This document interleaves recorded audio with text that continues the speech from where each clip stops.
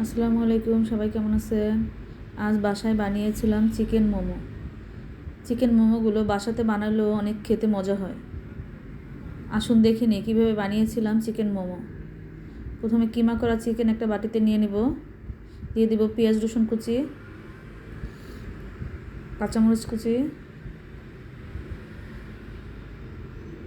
একটা গাজর কুচিয়ে নিয়েছিলাম সেটা দিয়ে দিব।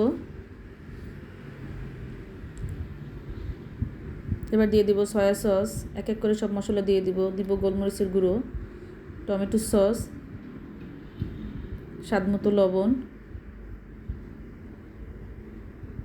অল্প একটু চিনি, অল্প একটু গরম তেল। এবার ভালো করে মিশিয়ে নিব। এবার আগের থেকেই আটাটাকে আমি মেখে রেখে দিয়েছিলাম আধা ঘন্টা রেস্টের জন্য। এবার মোমো শেপ দেওয়ার জন্য সুন্দর করে রুটি বেলে নিয়ে একটা একটা করে মোমো বানাবো। আমি অত সুন্দর করে মোমো বানাতে পারি না, আমার শেপগুলো সুন্দর হয় না, তবে খেতে কিন্তু খুবই মজা হয়েছিল।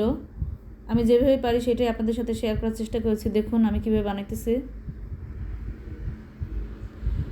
আপনারা আপনাদের পছন্দ মতো একটা একটা করে বানিয়ে নেবেন। আমার সবগুলো মোমো বানানো হয়ে গেছে। সবগুলো মোমো বানানো হয়ে গেলে চুলায় একটা কড়াই বসাই দিয়ে